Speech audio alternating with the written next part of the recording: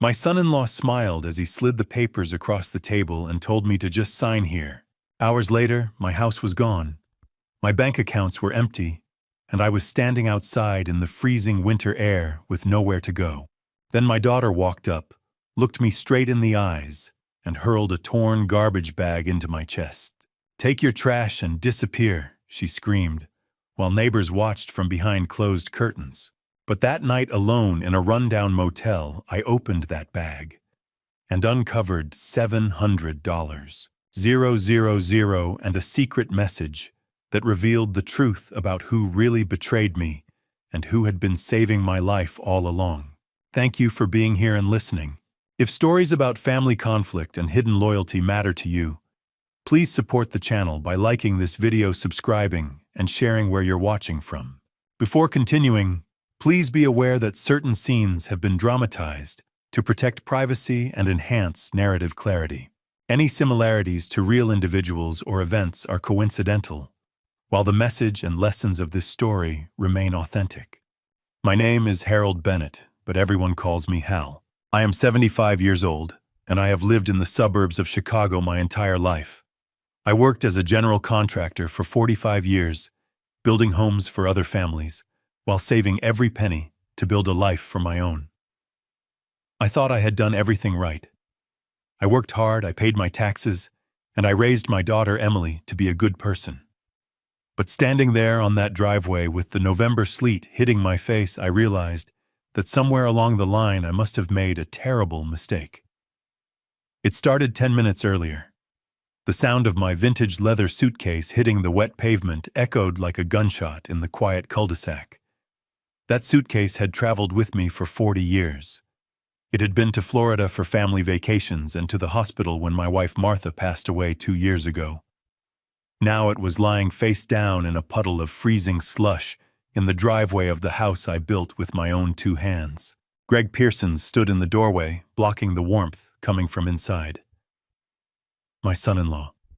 He was wearing a cashmere sweater that probably cost more than my monthly Social Security check, and his face was twisted into a sneer that made my stomach turn. He looked at me like I was a stain on his expensive rug, not the man who had welcomed him into the family 10 years ago. "You are out of time, Harold," Greg said, his voice cold and devoid of any emotion. "The bank is coming on Monday. This house has been foreclosed on. You need to leave before the sheriff comes to drag you out." Foreclosed. The word hit me harder than the cold wind. That house in Naperville was my pride and joy.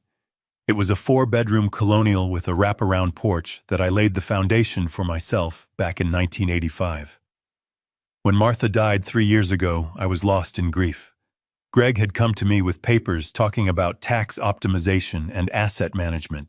He said he was a real estate genius and that he would take care of the burden of ownership so I could just enjoy my retirement. I trusted him. I signed the papers.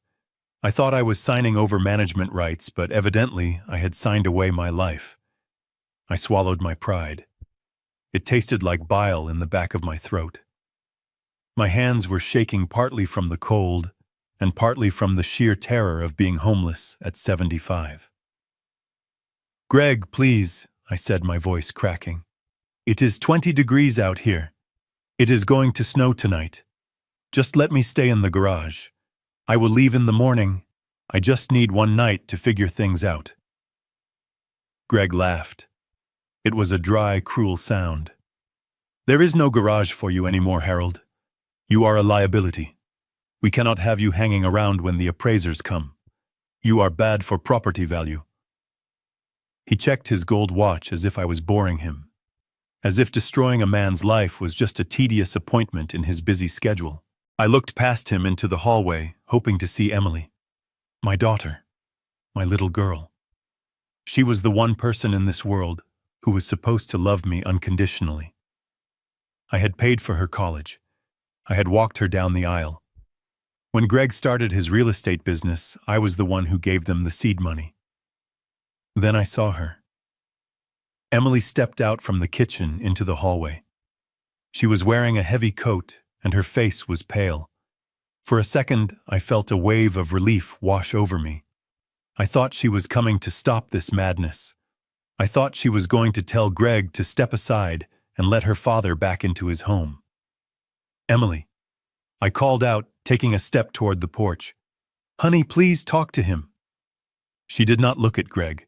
She looked straight at me, and her eyes were wide and wild. In her hands she was clutching a large black heavy-duty trash bag. It looked full and heavy, and there was a rip in the side where some gray fabric was poking out. She walked past Greg and stood on the edge of the porch. The steps I had sanded and stained myself were slippery with ice.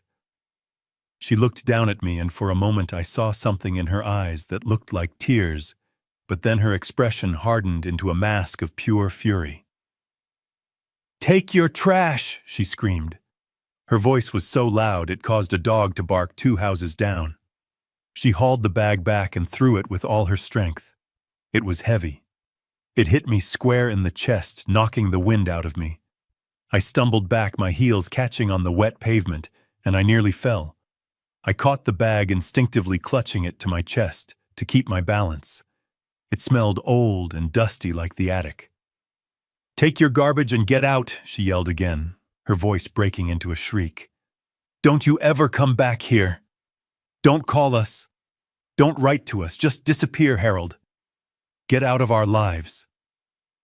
The silence that followed was deafening. The only sound was the wet slap of the sleet hitting the asphalt and the heavy breathing of my own chest. I looked at her stunned. This was the girl I used to read bedtime stories to. This was the woman who held my hand at her mother's funeral and promised we would take care of each other. Now she was looking at me with what looked like pure hatred. Greg put his arm around her shoulders, smirking. "You heard her, Harold. Get lost." He slammed the front door shut. The sound was final. The deadbolt clicked into place. Then the porch light flickered and went out, leaving me standing in the gray gloom of a winter afternoon. I stood there for a long time. The cold was seeping through my thin jacket, settling into my bones. My knees, which had been bothering me for years, started to throb. I looked down at the trash bag in my arms. Through the rip in the side, I could see the fabric of one of Martha's old gardening shirts. It was covered in dirt. They had thrown my wife's clothes at me. They had packed up the memories of her and thrown them at me like refuse. I looked up at the house next door. Mrs. Higgins was watching through her blinds. She had lived next to us for 20 years. She knew me. She knew Martha. But she didn't come out. She let the blinds snap shut, turning her back on the spectacle. I felt a shame so deep it burned hotter than the cold. I was a man who had built a life on dignity. I paid my bills on time. I held doors open for strangers. I tipped the waitress even when the coffee was cold. And now I was a 75-year-old man standing in the rain with a trash bag and a suitcase kicked to the curb by his own flesh and blood. I bent down my joints, creaking in protest, and picked up the handle of my wet suitcase. It was heavy, but the burden in my heart was heavier. I adjusted the trash bag under my other arm. I should have left it there. I should have left the trash on their lawn as a final statement. But seeing Martha's old shirt poking out, I couldn't do it. I couldn't leave her things in the mud, even if my daughter had discarded them. I turned around and started walking down the driveway. Every step was a struggle. The icy slush soaked through my shoes, instantly numbing my toes. I walked past the mailbox I had installed last summer. I walked past the oak tree I had planted when Emily was 5 years old. I remembered holding her up so she could touch the lowest branch. Now that tree towered over the street, its bare branches scratching at the gray sky. I reached the sidewalk and turned left toward Washington Street. The wind picked up, blowing snow into my eyes. I kept my head down. I didn't want anyone to see me. I didn't want anyone to recognize Hal, the contractor, looking like a vagrant. My mind was racing, trying to make sense of what had just happened. How could Greg have foreclosed on the house? It was paid off. I had paid the mortgage off 10 years ago. The house was worth $850,000 in today's market. Where did the money go? And Emily, my sweet Emily. How could she stand there and watch him do this? How could she throw this bag at me with such venom? I walked for what felt like miles, but was probably only 10 blocks. My destination was the bus stop near the old strip mall. My car was gone. Greg had sold it 2 weeks ago, claiming the transmission was shot, and it wasn't worth fixing. He said he would buy me a new one, but that never happened. Another lie in a long list of lies I was just now beginning to see. I finally reached the bus shelter. It was a plexiglass box covered in graffiti that offered little protection from the wind. I collapsed onto the metal bench, my chest heaving. I was shivering violently now. I set the trash bag down on the wet concrete next to me. I looked at it with disgust. My daughter had called me trash. She had thrown this at me to hurt me, to humiliate me. I reached into my back pocket and pulled out my wallet. My hands were shaking so badly I could barely open it. I needed to know what I had. I needed to take stock of my life. I counted the bills, 2 20s and 2 1s, $42. That was it. That was my entire net worth. I had worked for 50 years. I had built schools and churches and homes. I had saved hundreds of thousands of dollars for retirement. And now I had $42 and a bag of old clothes. I checked my bank app on my phone with freezing fingers. Account frozen. Contact branch. The message stared back at me in bright red letters. Greg must have done something. He had power of attorney. He had access to everything. A tear, hot and angry, rolled down my cheek. I wiped it away quickly. I wouldn't cry. Not here. Not where people could see. A bus pulled up its brakes, screeching. It wasn't going anywhere in particular, just heading west away from the expensive neighborhoods, away from my past. The driver opened this door and looked at me with tired eyes. "You getting on, Pops?" he asked. I nodded and grabbed my suitcase and the trash bag. I hauled them up the steps, my body screaming in protest. I fed 2 of my precious dollar bills into the machine. "Where to?" the driver asked. "Away," I whispered. "Just away from here." I moved to the back of the bus and sat down, hugging the trash bag to my chest for warmth. The bus lurched forward, leaving Naperville behind. I looked out the window, watching the familiar streets blur into the gray afternoon. I didn't know where I was going to sleep tonight. I didn't know how I was going to eat tomorrow. All I knew was that my life as I knew it was over. But as I clutched that plastic bag, feeling the lumpy shape of the old clothes inside, I had no idea that my life was actually just beginning. I had no idea that the bag my daughter threw at me wasn't an insult. It was a lifeline. If you want to know what I found inside that bag when I finally got to safety, hit that subscribe button right now. You are not going to believe what my wife Martha had done years ago to protect me from this exact moment. The payoff is coming, and trust me, Greg is going to wish he had never opened that door. Let's keep going. I got off the bus 3 miles down the road at a place called the Sleepy Traveler Motel. It was one of those places where the neon sign hummed loudly and the letter M was burned out, leaving it reading Hotel. The paint was peeling off the exterior walls, and there were 2 rusted pickup trucks in the parking lot. It was not the kind of place a man like me usually stayed, but beggars could not be choosers. I walked into the lobby, which smelled of stale coffee and industrial cleaner. The clerk was a young man with headphones around his neck who barely looked up from his phone. I asked for a room for the night. He told me it was $39 plus tax. I counted out my bills on the scratched countertop. 2 20s and 2 1s. I had $42 to my name. After paying him, I was left with less than $1 in my pocket. He handed me a physical key attached to a green plastic diamond and pointed toward the back of the lot.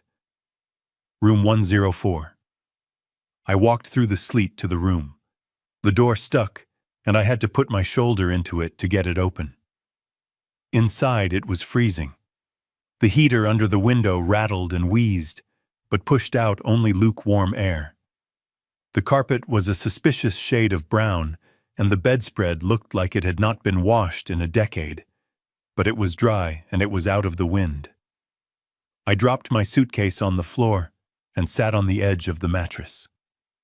My knees popped and ached. I stared at the black trash bag I was still clutching in my left hand. I hated that bag.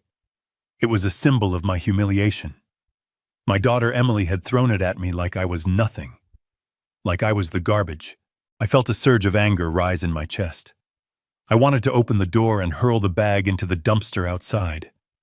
I did not want her pity trash. I did not want her cast-offs. I stood up and grabbed the plastic knot, intending to do exactly that. But as I lifted it, the weight surprised me again. It was heavy, heavier than old clothes should be. And then the cold hit me. The motel room was barely 50 degrees. I was shivering in my thin jacket. My pride was screaming at me to throw it away, but my survival instinct was whispering that I needed warmth. If there was a sweater in there or a coat, I needed it.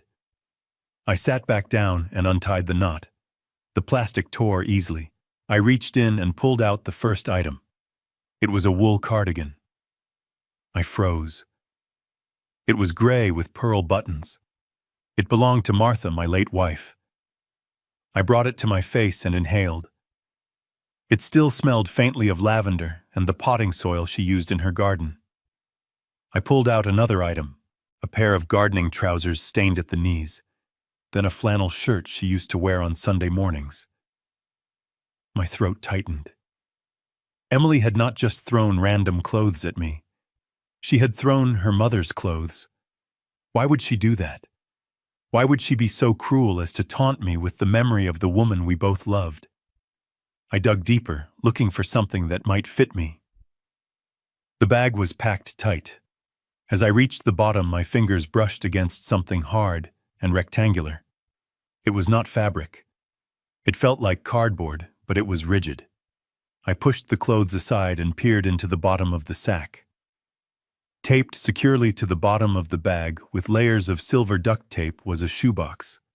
It looked like an old box for work boots, battered and worn. I frowned. Why would Emily tape a shoebox to the bottom of a trash bag full of her dead mother's clothes? I reached in and tried to pull it out, but the tape was thick. I had to use my fingernails to peel back the edges, fighting with the adhesive. It took me 5 minutes of struggling, my breath misting in the cold air before I finally ripped the box free. I set the box on the bedspread. It was heavy. I peeled off the remaining tape that held the lid down. My heart was beating a little faster now, though I did not know why. Maybe it was just curiosity. Maybe it was the strange feeling that I was missing something important. I lifted the lid. The first thing I saw was money. Stacks of it. Not neat bank-wrapped stacks, but bundles of bills held together with rubber bands. 10s, 20s, 50s. Old bills. Worn bills. The kind of money you get from garage sales or selling things for cash. I stared at it, my mouth hanging open. I reached out and touched a stack of 20s. It was real. I quickly counted one bundle. $500. There were dozens of bundles. I did a quick mental calculation. There had to be at least $20,000 here in loose cash. My hands started to shake uncontrollably. Where did Emily get this? Why did she give it to me? And why did she throw it at me in a trash bag while screaming at me to get out? I set the cash aside on the bed. Underneath the money was a small blue book. I recognized it immediately. It was a passbook savings account, the kind banks hardly used anymore. I opened it. The name on the account was Harold Bennett. My name. But I had never opened an account at the Delaware Trust Bank. I flipped to the last entry. The date was 3 years ago, just a week before Martha died. The final balance was $700,000. I gasped aloud, the sound echoing in the empty room. $700,000. I sat there staring at the numbers, unable to comprehend what I was seeing. $700,000 plus the $20,000 in cash on the bed. This was a fortune. This was more money than I had ever seen in one place. Flashbacks hit me like physical blows. I remembered Martha sitting at the kitchen table late at night, selling her antique finds on the internet. I remembered her telling me she was putting a little aside for a rainy day. I remembered her warning me about Greg. She never liked him. She always said his smile did not reach his eyes. "Hal, you have to be careful with him," she had said to me a month before she passed. "He is a shark, Hal. Do not let him near the deed to the house." I had dismissed her worries. I told her Greg was family. I told her he was a businessman. Then I remembered 3 years ago sitting in the study with Greg. He had poured me a glass of expensive scotch. The papers were spread out on the desk. "It is just a formality, Hal," he had said, smoothing his silk tie.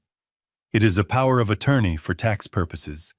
It lets me handle the property taxes and the maintenance bills, so you do not have to worry about the paperwork. You just grieve, Hal. Let me take care of the burden." I had signed. I had signed everything he put in front of me because I was drowning in sorrow, and he offered me a life raft. I did not read the fine print. I did not see that I was signing over the deed, signing over total control of my assets, granting him the power to sell everything I owned. I had been a fool, an old trusting fool. I looked back into the box. There was one more thing, a piece of paper folded into a small square. It looked like the back of an electric bill. I unfolded it. The writing was scrawled in bright red lipstick, smudged in places as if it had been written in a hurry in a bathroom or a closet. I recognized the handwriting immediately. It was Emily's. "Dad," the note read. "Do not trust anything you saw today. Greg has bugs in the house. He has cameras in the living room. He knows everything we say." I read the line again, my skin crawling. Bugs, cameras, in my own home. The note continued. "He thinks you are broke. He thinks he has won. But he does not know about this account. Mom set this up 10 years ago. She made me promise to keep it a secret until you really needed it. She knew Dad. She knew he would try to take everything." I felt a tear slide down my nose and drop onto the paper. Martha. My wise, brilliant Martha. Even from the grave, she was protecting me. I kept reading. "Greg is in trouble, Dad. Bad trouble. He owes money to dangerous people. He sold the house to pay a gambling debt, but it is not enough. He is planning to have you declared incompetent on Monday. He has the papers drawn up to send you to the state asylum in Joliet. He wants the life insurance policy he took out on you. The state asylum." The words chilled me more than the freezing room. It was a warehouse for the forgotten, a place where people went to die. Greg was going to lock me away and wait for me to die so he could cash in.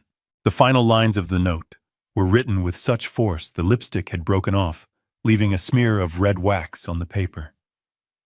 "This money is yours. It is untraceable. He does not know it exists. Do not call me. He checks my phone records.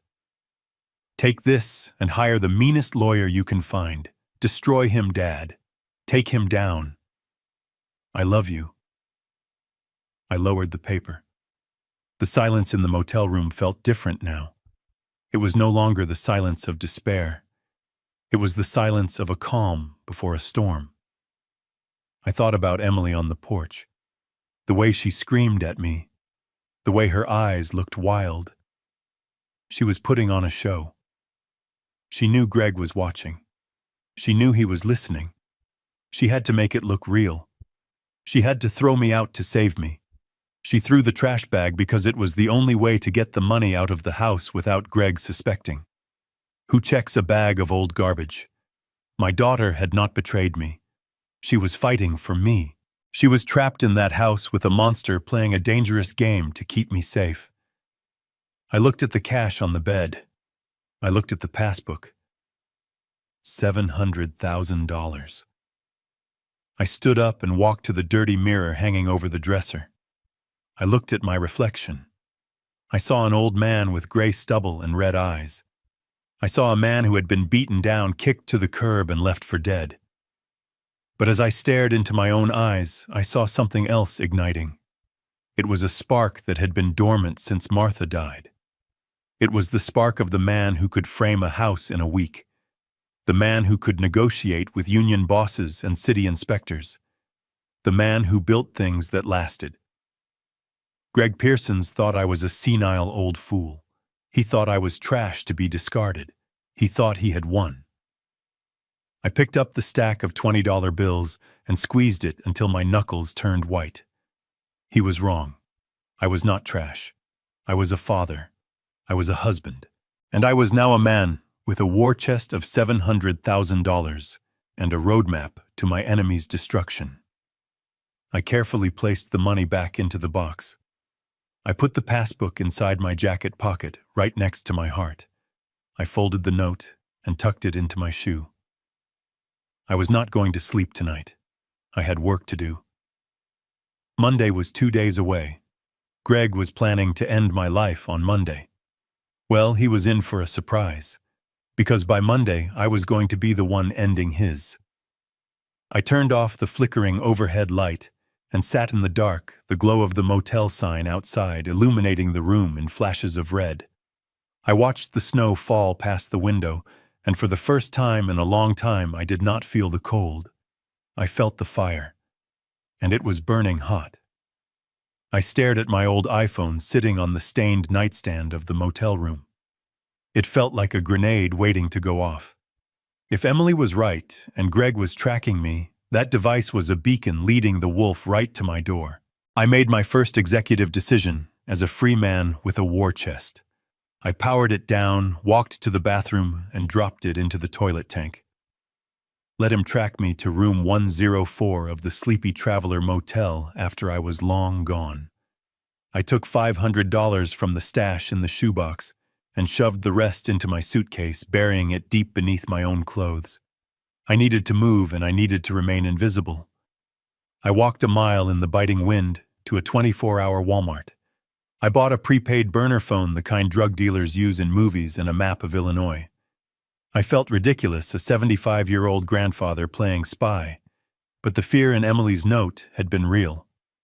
Next, I needed wheels. I could not rent a car from a major agency like Hertz or Enterprise because they would require a credit card, and a credit card leaves a paper trail. I found a place called Rent-A-Wreck on the outskirts of town, a lot surrounded by a chain-link fence topped with razor wire. The owner was a man named Sal, who chewed on an unlit cigar and did not ask questions as long as the cash was green. I put down a deposit on a 10-year-old Ford Taurus that smelled of stale cigarette smoke and pine air freshener. It was ugly and the heater rattled, but it was anonymous. It was perfect. I drove out of the lot feeling a strange surge of adrenaline. For the first time in 3 years, I was making my own decisions. I was not asking Greg for permission. I was not waiting for an allowance. I was driving my own car on my own terms.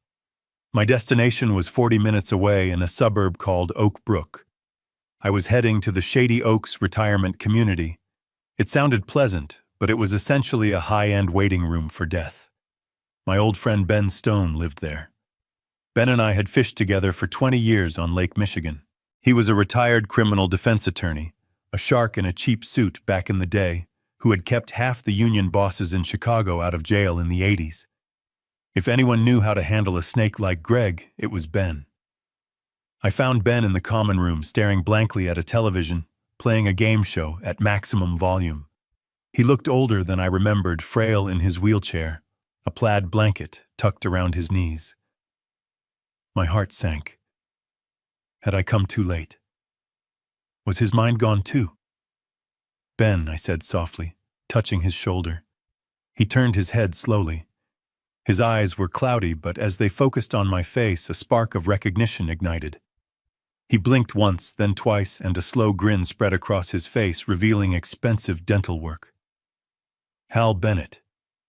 He rasped his voice, sounding like gravel in a mixer. I thought you were dead. You look like hell. I feel like hell, Ben, I said, pulling up a chair. I need your help. Ben listened as I told him everything. I told him about the foreclosure, the eviction, the trash bag, and the note. When I showed him the passbook and the stack of cash, his eyes widened. The lethargy of the nursing home seemed to evaporate from his body. He sat up straighter. He looked at the documents with the hunger of a man who had been starving for a challenge. Martha set this up, Ben muttered, running a thumb over the passbook. Smart woman. She knew. She always had a sixth sense about people. This isn't just savings, Hal. Look at the deposits. These are structured. She was selling those antiques online, right? She was funneling the profits here, keeping it off the books. She was building you a life raft while you were busy trusting the shark. He looked at me, that his expression serious. You know what this means, Hal? It means we have resources. And in a war, resources are ammunition. Ben wheeled himself over to a small desk in the corner of his room. He pulled out a laptop that looked surprisingly modern for a man in a nursing home. You think I just sit here and play bingo? He asked, seeing my surprise. I still have friends, Hal. I still have eyes and ears in the city. You want to know who Greg Pearsons really is? Let's find out. For the next 4 hours, I watched a master at work. Ben made calls. He used a voice that commanded respect, barking orders at private investigators and old contacts in the clerk's office. He typed furiously, accessing databases I did not even know existed. I sat on the edge of his bed eating a cup of tasteless gelatin a nurse had brought in, waiting for the verdict. Around 3 in the afternoon, Ben stopped typing. He spun his wheelchair around to face me. His face was grim. The playful spark was gone, replaced by the hard, cold look of a lawyer who has seen the worst of humanity. It is worse than we thought, Hal, Ben said. Much worse. Tell me, I said, bracing myself. Greg Pearsons is not a real estate tycoon, Ben began. He is a fraud. He has not closed a legitimate deal in 18 months. The fancy office downtown. It is a lease he is 3 months behind on. The cars. Leased and in danger of repo. But that is just the surface.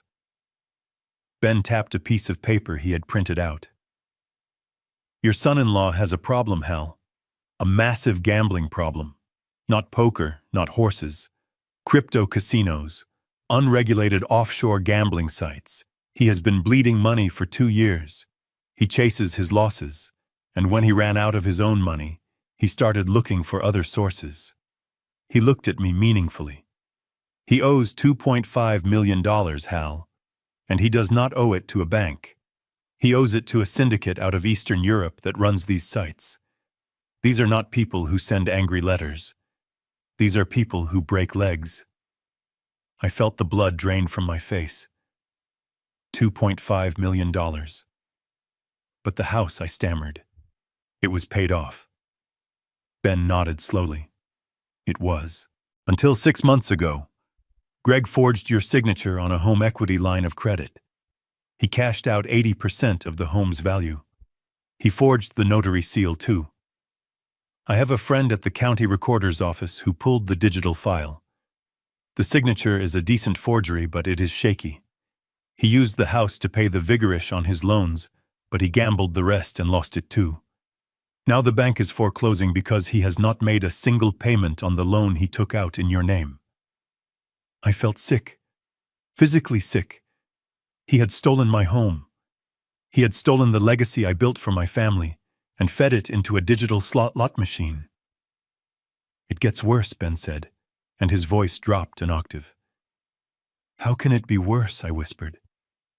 Ben handed me another document. It was a court filing. It was dated for next Monday. He is running out of time, Hal. The loan sharks are squeezing him. The bank is taking the house. He needs a big payout and he needs it fast.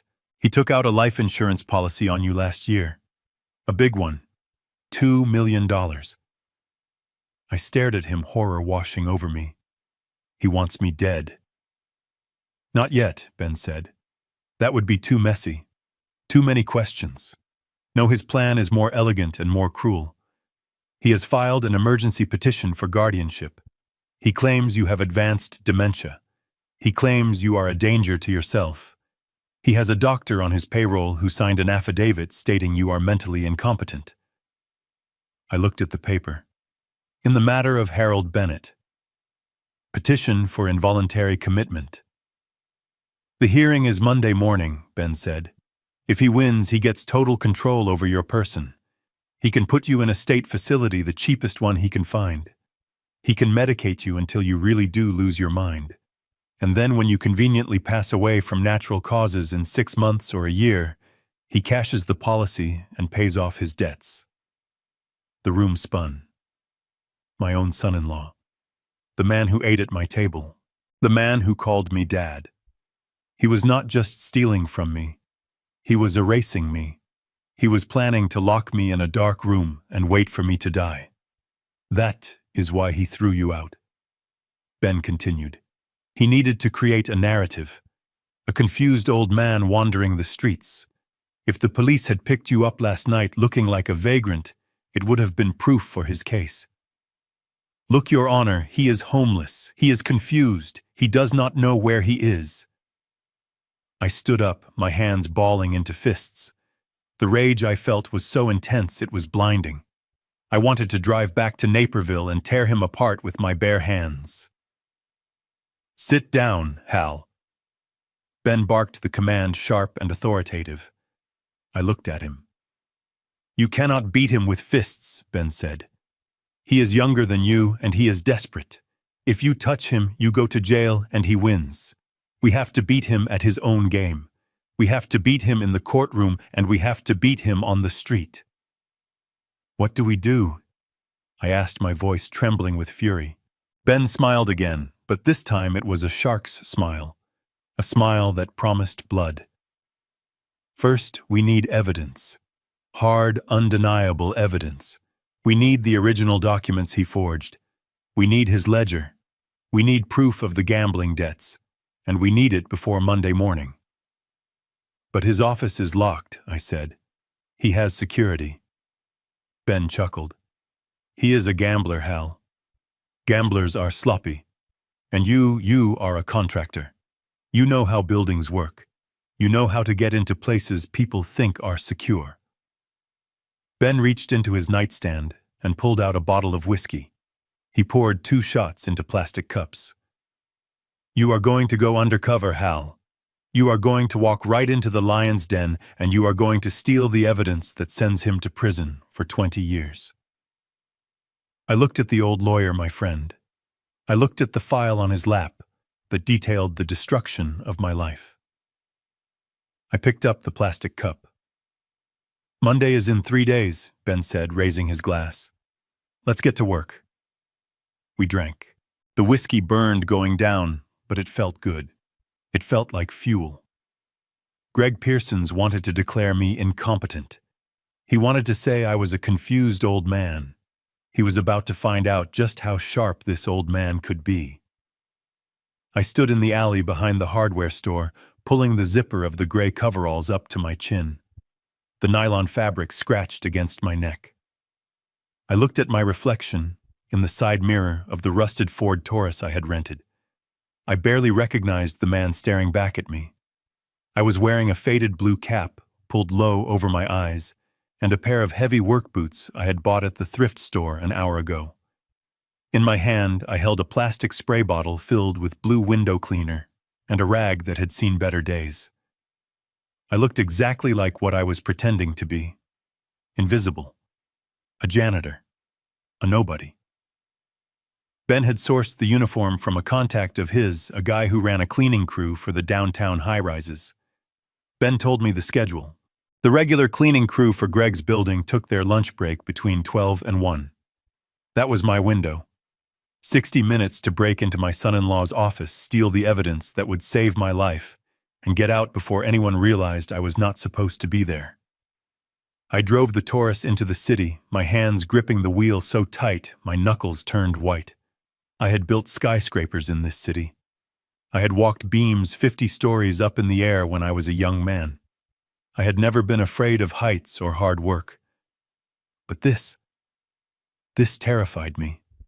If I got caught, Greg would have everything he needed. He would call the police. He would tell them his senile father-in-law had finally snapped. He would have me committed by sunset. I parked 3 blocks away and walked to the glass and steel tower where Pearson's luxury estates rented the entire 14th floor. The lobby was an ocean of marble and polished brass. Men in $3,000 suits walked briskly, talking into earpieces. I kept my head down, clutching my cleaning supplies like a shield. I walked straight toward the service elevator. The security guard was looking at a monitor. He glanced up at me. My heart hammered against my ribs like a trapped bird. I gave him a tired nod, just a working man acknowledging another working man. He didn't even blink. He buzzed me through. I was in. The elevator ride to the 14th floor felt like it took a lifetime. I watched the numbers climb. 10, 11, 12. I checked the button recorder taped to my chest under the coveralls. The little red light was blinking. It was recording. The doors opened. The office was quiet. The reception desk was empty. Ben was right.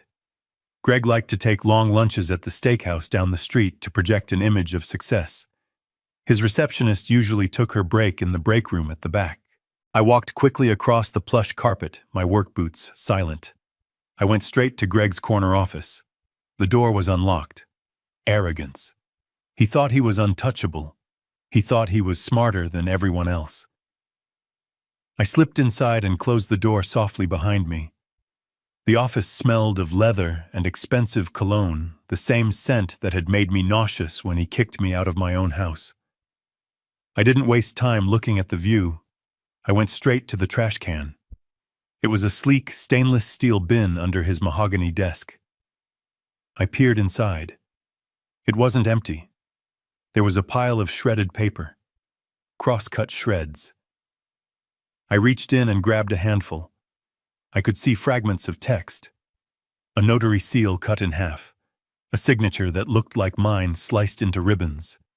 He had been practicing. He had been destroying the drafts of the forged documents. I pulled a large Ziploc bag from my pocket and stuffed the shredded paper inside. Ben knew a guy who could reassemble documents like this. It would take time, but we had the pieces. Next was the computer. I sat in Greg's leather chair. It felt wrong. It felt like sitting on a throne of lies. I woke the screen. Password required. I pulled out the burner phone. Ben was on the other end, waiting. "I am in, Ben," I whispered. "I need the password." "Try Big Dog 88. Ben rasped in my ear. "He uses it for his fantasy football leagues." I typed it in. "Access denied." "Try Winner 2024, Ben said. Denied. My palms were sweating inside the rubber gloves. The clock on the wall ticked loudly. I had been in there for 10 minutes. It felt like 10 hours. "Think," Hal Ben said. "He is a narcissist. What does he love?" "He loves money," I said. "Try millionaire." Denied. I looked around the desk. There was a framed photo of Emily. She was smiling, unaware that her husband was a monster. "Try Emily Tucked," I said, feeling a wave of sickness. I typed it in. The screen unlocked. I felt a surge of rage so hot it almost blinded me. He used my daughter's name as the key to the machine he was using to destroy her inheritance. I pulled out the USB drive Ben had given me. It was loaded with a script that would automatically copy the browser history, the downloads folder, and the accounting software files. I plugged it in. A progress bar appeared on the screen. Downloading. 20%. I tapped my foot nervously. I looked at the door. 40%. Come on, I whispered. 60%. Then I heard it. The ding of the elevator down the hall. I froze. Click, click, click.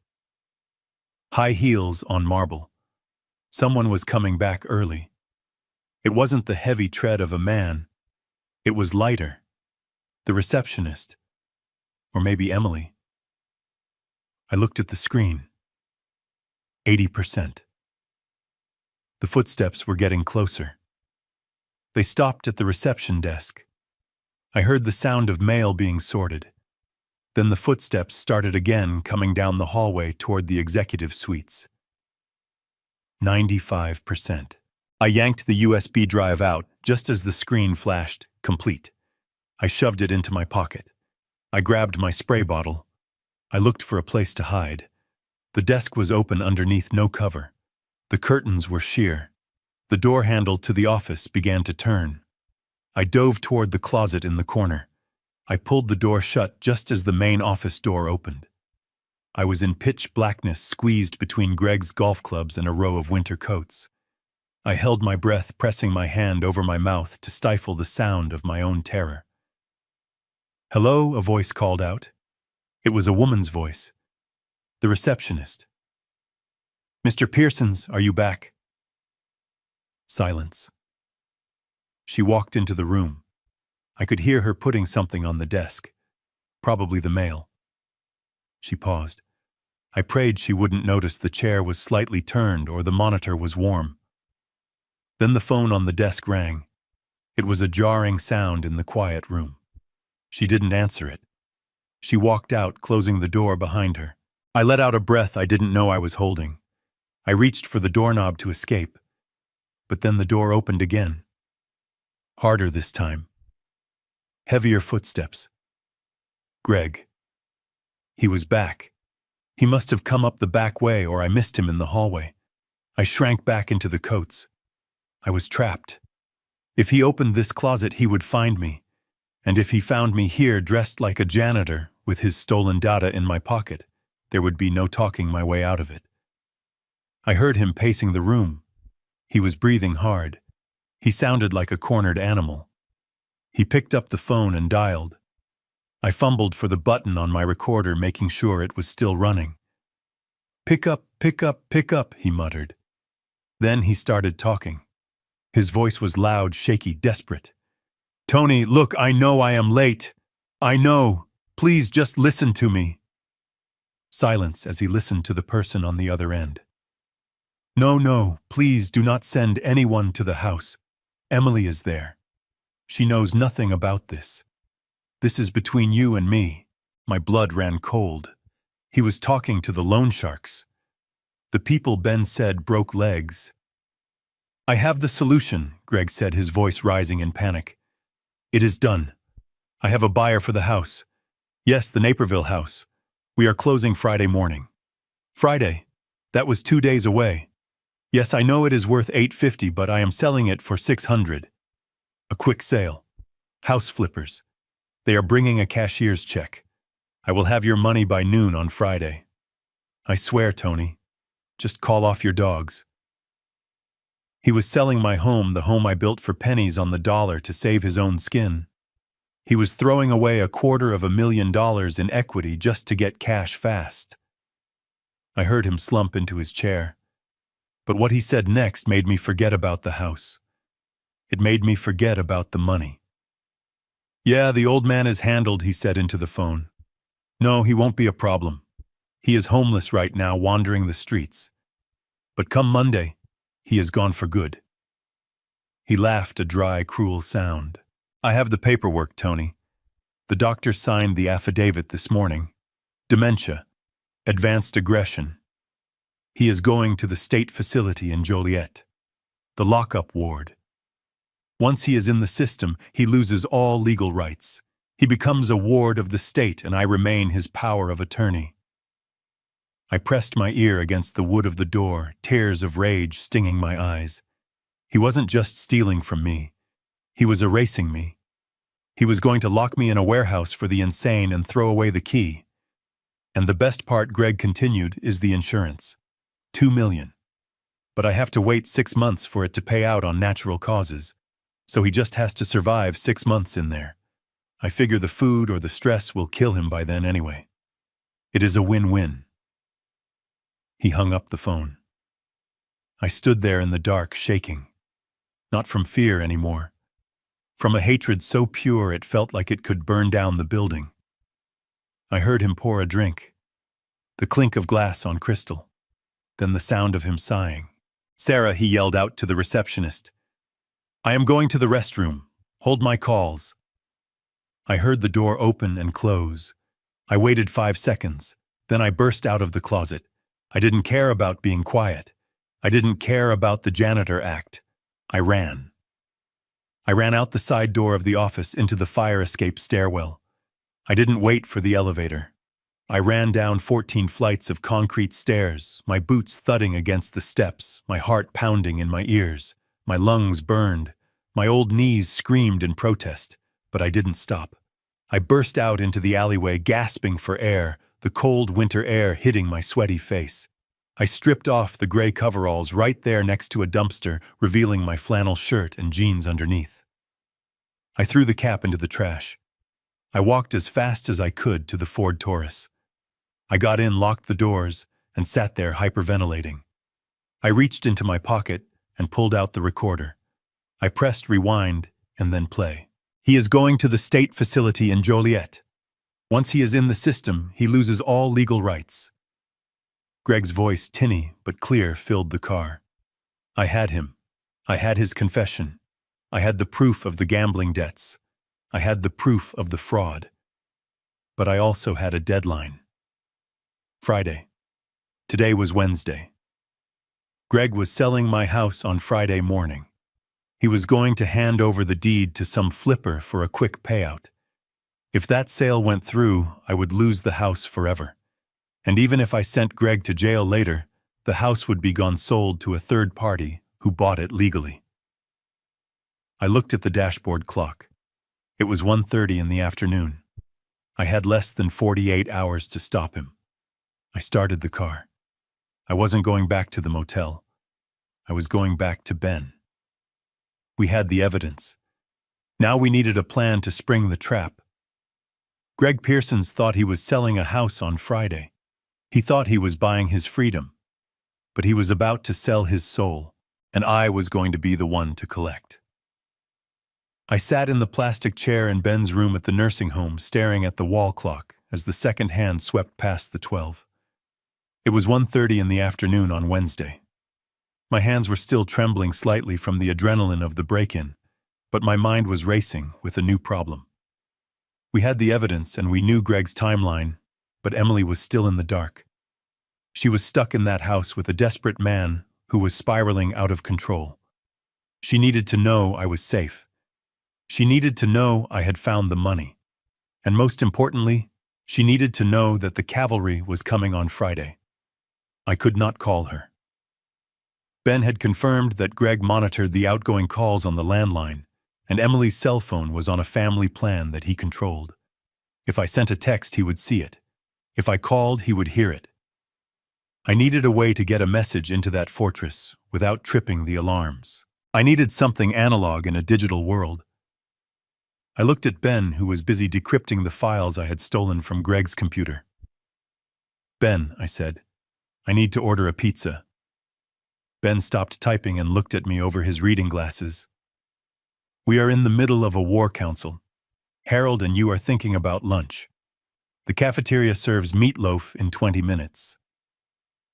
"Not for us," I said, standing up and pacing the small room. "For Emily." I explained the plan. Back when Emily was a teenager and Greg first started coming around for dinner, there was always an argument about pizza toppings. Greg was a purist. He wanted meat lovers or plain cheese. He was arrogant about it, calling anything else garbage. But Emily and I had a secret favorite: pepperoni and pineapple, the combination of salty and sweet. Greg hated it. He hated the smell of it. He refused to be in the room when we ate it. He called it the trash pizza.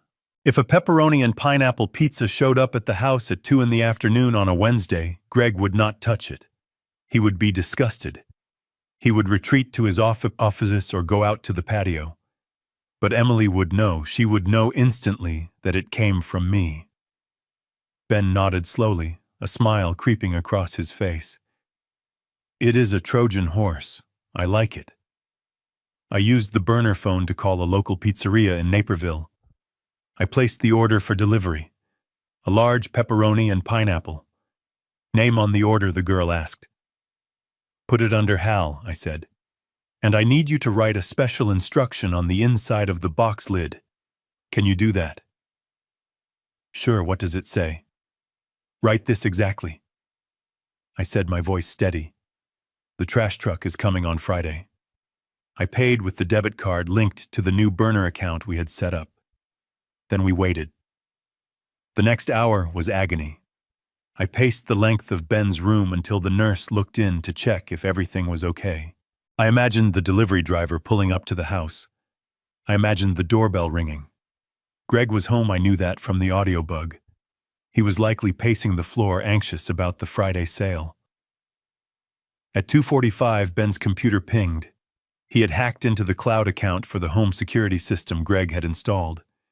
He pulled up the feed from the living room camera. Look at this, Ben said, pointing to the screen. The video was grainy but clear enough. I saw Greg standing in the foyer holding a pizza box like it was radioactive waste. He was yelling something, but there was no audio on this feed. He shoved the box toward Emily, who was standing by the stairs. She took it, looking confused. Then she opened the lid. I leaned in closer to the screen, holding my breath. I saw her pause. She stared at the inside of the lid for a long moment. Then she looked up right at the camera lens, as if she knew I was watching from the other side of the city. She didn't smile. She didn't cry. She just gave a nearly imperceptible nod. She closed the box and turned away, walking into the kitchen. She knows, I whispered, feeling a weight lift off my chest. She got the message. 10 minutes later, the feed showed Greg grabbing his coat and storming out the front door, clearly agitated by the arrival of the pizza he despised. As soon as he was gone, Ben switched windows on his laptop. Check this out, Ben said. He opened a window showing Greg's text messages, which were syncing to the cloud backup we had accessed. A new message had just been sent from Greg to his loan shark contact. My wife is losing it. She is hysterical about the move. She is packing everything up like a maniac. I am going to stay at the office until the closing on Friday. I cannot deal with the noise. I smiled. Emily was playing her part perfectly. By acting erratic and panicked, she was forcing Greg to distance himself. She was making him careless. She was clearing the field for us. Now that the communication lines were open, we had to deal with the main threat. The sale of the house. We cannot just file an injunction, Ben said, swiveling his chair around. Even with the evidence of fraud, a court order to stop the sale could take 48 hours to process. Greg is selling to a flipper on Friday morning. That is less than 36 hours away. If that sale goes through and the flipper registers the deed, getting the house back will take years of litigation. We need to stop the transaction at the source. So we call the police, I said. We send them to the closing. Ben shook his head. Too risky. If Greg sees the cops, he might run. Or worse, he might destroy the originals of the forged documents before we can secure them. We need to cut off his oxygen. We need to take away his reason for selling. His reason is the debt, I said. He owes $2.5 million to the sharks. Exactly, Ben said. And in the world of high-risk lending, debt is a commodity. It can be bought and sold just like a used car. Ben pulled up a file on his screen. It was a dossier on a company called Apex Asset Management. This is the shell company the gambling syndicate uses to hold their bad debts, Ben explained. Legally, they are a collections agency. They hold the paper on Greg's gambling losses. To them, Greg is a toxicity. He is 2 years late. He has 0 assets in his own name. He is a high risk of default. If he goes to prison or flees the country, they get 0. So I asked, trying to follow his logic. So Ben said, leaning forward, his eyes gleaming with the thrill of the hunt. To them, getting 50 cents on the dollar is a dream come true. Getting 20 cents is better than nothing. He looked at me seriously. Hal, you have $700,000 in that account. It is a lot of money. It is your retirement. It is your safety net. I nodded, touching the pocket where the passbook rested. I can make a call, Ben said. I know the lawyer who represents Apex. I can offer to buy Greg's debt. If we buy the note, we become his creditor. We step into the shoes of the loan sharks. And then what I asked. Then Ben said simply, we own him. If we own the debt, we have a lien on all his assets. We can freeze the sale of the house not as a family dispute, but as a secured creditor exercising our rights. We can walk into that closing on Friday and legally seize the check before he even touches it. I sat back, stunned by the brilliance and the risk of the plan. But it will cost money, I said. Ben nodded. I am going to offer them $500,000 cash immediate wire transfer for the entire $2.5 million debt. They will take it, Hal. They think Greg is a deadbeat. They think the money is gone. 500 grand is a windfall for them. $500,000. It was more than half of what Martha had saved. It was money meant for my old age. If I spent it, I would be left with a fraction of my security. But then I thought about the house. I thought about the oak tree in the yard. I thought about Emily throwing that trash bag to save me. I thought about Greg calling me incompetent and planning to lock me away. This was not about money anymore. This was about taking back control. Do it, I said. Buy the debt. Ben wasted no time. He picked up his phone and dialed a number from memory. He put it on speaker. Hello, a smooth voice answered. This is Benjamin Stone, the voice on the other end paused. Ben Stone. I haven't heard that name since the Teamsters trials. Are you still alive, you old buzzard? Alive and kicking, Ben said, his voice strong and confident. I am representing a private investor who is interested in acquiring a distressed asset portfolio from Apex, specifically the obligations of one Gregory Pearsons. There was a silence on the line, then a dry chuckle. Pearsons. That guy is a walking corpse. He is underwater. Why would your client want that toxic waste? My client specializes in high-risk recovery. Ben lied smoothly. He believes he can squeeze blood from a stone. We are offering $500,000. Cash. Wired today. Take it or leave it. I held my breath. $500,000 for a $2.5 million debt. It was insane. Wait 1 minute, the lawyer said. We waited. The seconds ticked by like hours. I looked at the snow falling outside the window. I prayed to Martha. I asked her to guide us. The lawyer came back on the line. We accept. Wire instructions are being sent to your encrypted email. Once the funds clear, the promissory note and all attached liens are yours. Pleasure doing business with you, Ben. The line went dead. Ben looked at me. It is done. We just need to send the money. We drove to a branch of a major bank in Oak Brook. I walked in wearing my best flannel shirt, trying to look like a man who moved $500,000 every day. I sat down with a personal banker, a young woman who looked at my ID and then at the passbook from Delaware.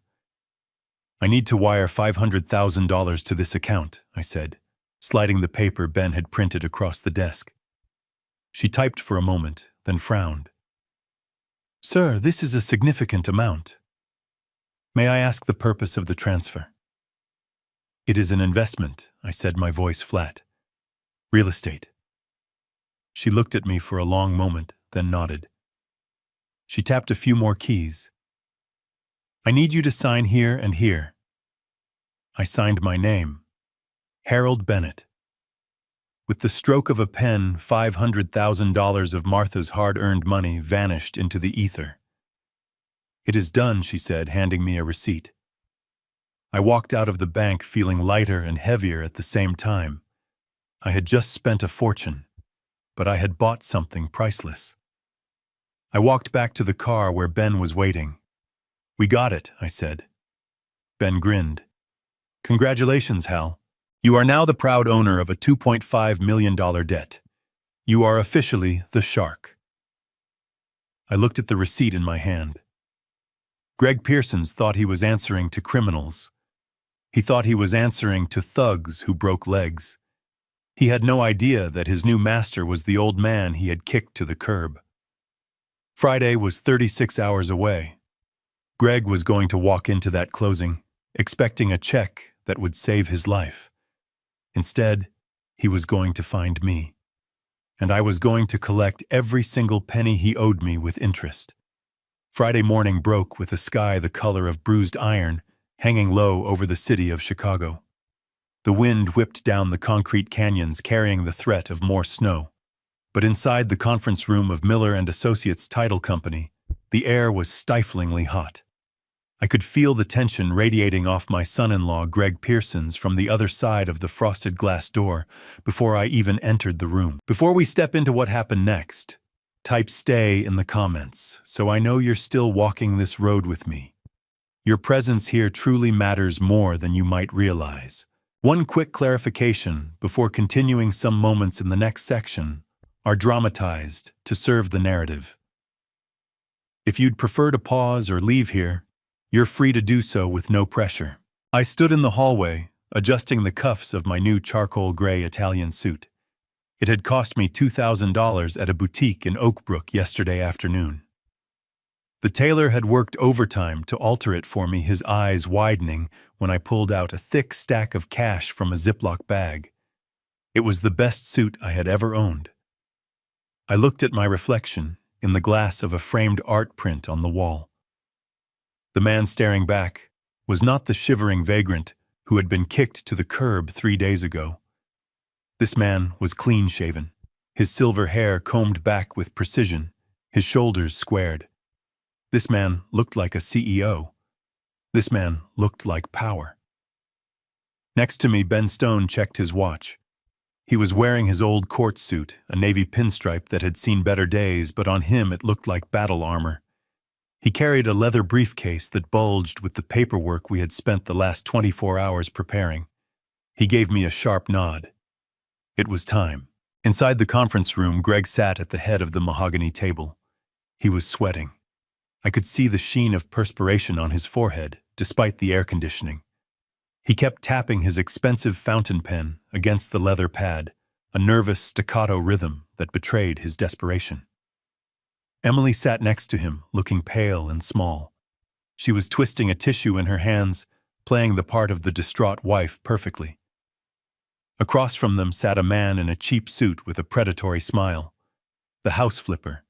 The vulture Greg had found to buy my home for pennies on the dollar. The title agent, a woman with tired eyes, pushed a stack of documents toward Greg. "We just need signatures here, here, and here," she said, pointing with a manicured finger. "And then the cashier's check will be released." Greg reached for the papers, his hand shaking slightly. This was it. The moment he had been waiting for. The $600,000 that would save his legs from being broken by the Russian mob. He uncapped his pen. The tip hovered over the signature line.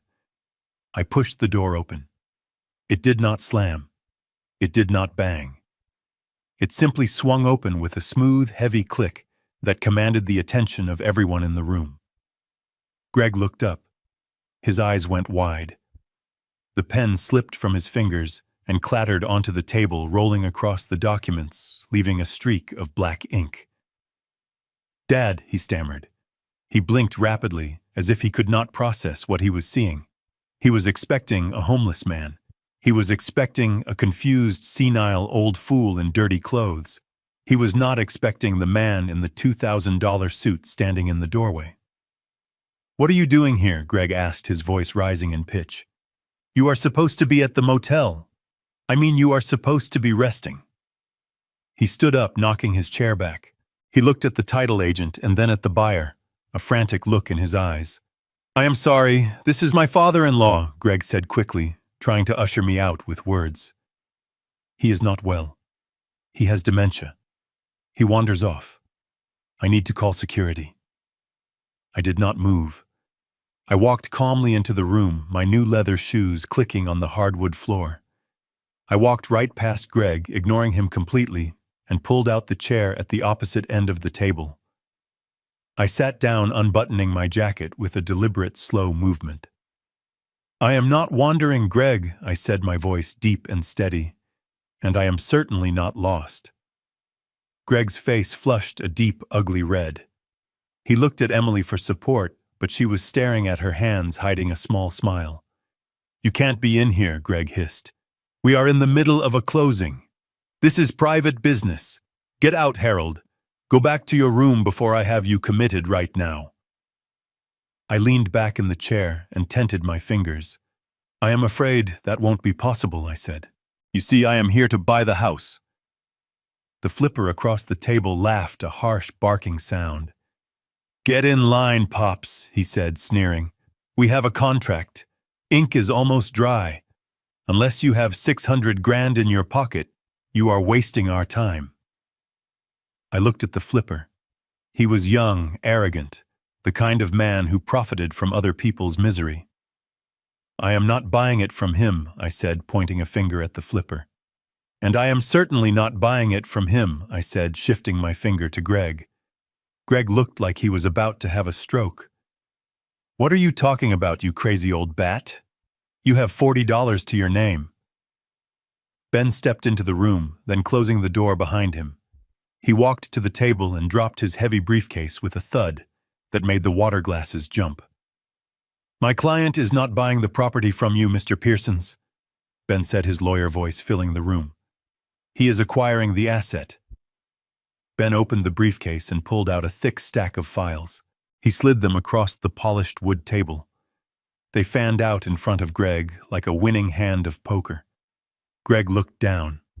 The color drained from his face instantly, leaving him a sickly shade of gray. He recognized the logo on the top file. Apex Asset Management. "What is this?" Greg whispered. "That Ben said is your debt. All of it. The $2.5 million you owe to the gentlemen who run the online casinos. The principal, the interest, the penalties. Every single cent." Greg looked up at me, terror dawning in his eyes. "You bought my debt," he choked out. I nodded. "Indeed.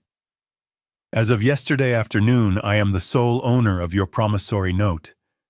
I am your creditor, Greg, and I am calling in the loan." The room went silent. The flipper looked from me to Greg, sensing that the deal was disintegrating. "What does this mean?" the flipper asked. "It means," Ben said, turning to the title agent, "that Mr. Pearsons here does not have the authority to sell this property. As the secured creditor, Mr. Bennett has exercised his right to place an immediate lien on all of Mr. Pearson's assets, including this house, which was improperly collateralized using fraudulent documents." Ben slapped a court order on top of the pile. "This is an emergency freeze order signed by a judge this morning. No assets move. No money changes hands. This sale is dead." Greg made a sound like a wounded animal. He looked at the check sitting on the table, the check that was supposed to save his life. It was so close, just inches away. "You can't do this," Greg screamed, slamming his hands on the table. "That is my house. I have a buyer. I need that money. You need the money to pay the people who threatened to break your legs," I said calmly. "But you don't owe them anymore, Greg. You owe me." The flipper stood up, buttoning his jacket. "I am out of here," he said. "I don't deal with liens. This place is radioactive. Call me when you sort out your family drama." He grabbed his briefcase and walked out, leaving the door swinging behind him. Greg watched him go, his mouth opening and closing like a fish out of water. The money was gone. The escape route was closed. He was trapped in a room with the man he had tried to destroy, and that man now owned his life. Greg looked around the room like a trapped animal, his eyes darting from the closed door to the pile of legal documents Ben had slammed onto the table. The reality of the lien was sinking in, but his ego was still fighting for survival. He turned his desperate gaze toward Emily. She was sitting quietly, her hands folded in her lap, her face unreadable. He must have thought she was still the pliable, terrified woman he had manipulated for the last 3 years. He thought he could still play the husband card. "Emily, baby, please," he stammered, reaching out a hand toward her, but stopping short of touching her. "Your dad has lost his mind. Look at him. He is talking crazy. He bought debt. He is hallucinating. You have to say something. Tell these people to back off. Tell them we are selling the house so we can start over. Just you and me. Like we planned." I watched my daughter. For years I had watched her shrink under his influence.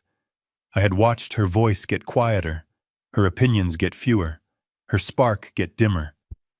I was terrified that she would crack, that the habit of obeying him would be too strong to break. But Emily stood up. She did not do it quickly or angrily. She stood up with a slow, deliberate grace that sucked the air out of the room. She smoothed the front of her dress and looked Greg directly in the eyes. Her face was a mask of cold indifference, a look I had never seen on her before. It was the look of someone who had run out of tears. She reached into her designer handbag, the one Greg had bought her for their anniversary, to show off to his friends. She pulled out a small velvet pouch. Greg's eyes locked onto it, hope flickering in his gaze. Maybe he thought she was offering him an asset, something to pawn, something to trade. She upended the pouch, and a ring slid into her palm. It was her wedding ring, a massive solitaire diamond that sparkled under the fluorescent conference room lights. It was the ring Greg had used to brag about his success, the ring that was supposed to prove his love. Emily held it up, the facets catching the light. "Do you know how I found out, Greg?" she asked, her voice soft, but cutting through the silence like a razor blade. "I took this to the jeweler last week. I wanted to get it resized because I have lost so much weight from the stress you put me through." Greg's face went from gray to a sickly white. He opened his mouth, but no sound came out. "The jeweler laughed at me," Emily continued. "He told me he does not resize costume jewelry. He told me it was cubic zirconia. A good fake, but a fake nonetheless." She took a step closer to him. "You sold my real ring, didn't you? You sold the ring you put on my finger at the altar, and you replaced it with glass. You probably fed the money into one of your crypto slots, hoping to win big. You stole from me while I slept." "Emily, please," Greg whispered, tears leaking from his eyes. "I was going to buy it back. I just needed a lucky streak. I did it for us." "For us," she repeated, her voice dripping with disdain. "There is no us, Greg. There is only you and the lies you tell to keep your house of cards standing." She pulled her arm back and threw the ring. It hit him hard right in the cheekbone, leaving a red mark, before bouncing onto the mahogany table with a hollow plastic sound. "But that is not the worst part," Emily said. Her voice was rising now, gaining strength. "The worst part is that you are not just a thief. You are a fool." Greg rubbed his cheek, looking at her with confusion and fear. "What are you talking about?" he asked. Emily pointed a shaking finger at me. "Do you remember Wednesday, Greg? Do you remember the snow and the sleet? Do you remember standing in the doorway and forcing me to throw my own father out into the cold? Do you remember the trash bag?" Greg frowned. "The trash bag? Yeah. So what? It was garbage. Old clothes." Emily let out a laugh that sounded bordering on hysterical. "It wasn't garbage, Greg. It wasn't trash. That bag was the only thing in that house worth anything." She took a breath, steadying herself. "I didn't throw my father out. I threw him a lifeline. And you were too arrogant to check. You were so busy gloating, so busy feeling powerful, that you didn't even look inside." Greg stared at her, his mouth hanging open. "What was in the bag, Emily?" She smiled a cold, triumphant smile. $700,000. The words hung in the air. Greg froze. His eyes bulged. What he whispered. $700,000, Emily repeated, enunciating every syllable. Mom's savings. Cash. A passbook. It was all in the shoebox taped to the bottom. I threw it at him so you wouldn't find it. I threw it at him so he could use it to destroy you. Greg looked at me, then back at Emily. He looked at his hands, as if trying to calculate what that meant. $700,000. It was not enough to pay the whole debt, but it was enough to buy time. It was enough to pay off the most dangerous sharks. It was enough to save his legs, and he had watched it walk down the driveway. He had ordered it off his property. You threw away $700,000, Greg screamed. The sound tore from his throat like a physical wound. He grabbed his hair, pulling at it. You stupid witch! You threw away my money. That was my money. I am your husband. That was mine. It was never yours. I said, my voice low and dangerous. It belonged to Martha. And now it belongs to the man who bought your life. Greg was hyperventilating. The reality of his failure was crashing down on him. He had held the winning ticket, and he had thrown it in the mud. The realization snapped something inside him. The veneer of the civilized businessman cracked and fell away, leaving only the desperate cornered animal underneath. He let out a guttural roar of pure rage. He didn't look at me. He looked at Emily. He blamed her. In his twisted mind, she was the reason he was ruined. You did this, he screamed, saliva flying from his mouth. You ruined me. He lunged. He moved faster than I expected. He launched himself across the small space between them, his hands reaching for her throat. Emily screamed and stumbled back, tripping over her chair. I didn't think. I didn't calculate. I reacted. I had been holding my new walking cane, a sturdy piece of polished hickory with a heavy brass handle. I didn't really need it to walk, but Ben had suggested it as a prop to add to the image of the distinguished eccentric investor. Now it was a weapon. I stood up and swung the cane with all the strength of a man who had swung hammers for 40 years. I didn't aim for his head. I aimed for his legs. The heavy brass handle connected with Greg's shin bone with a sickening crack. Greg howled in pain. His legs buckled mid-lunge. He crashed to the floor inches from Emily, grabbing his shin and rolling in agony. Stay down, I roared, standing over him. The cane raised for a second strike. Emily scrambled backward, crawling away from him until she hit the wall. She was shaking, gasping for air. Greg tried to get up, his eyes burning with madness. I am going to kill you, he hissed through gritted teeth. I brought the cane down again, hard, striking him across the shoulder, pushing him back down to the carpet. You are not going to kill anyone, I said, my voice trembling with adrenaline. You are done. Before he could try to rise a third time, the door burst open. 2 men in dark suits rushed in. They were not police. They were private security Ben had hired with my fund's ex-military guys who didn't ask questions. I had stationed them in the lobby, just in case, but Ben must have signaled them when the yelling started. They didn't hesitate.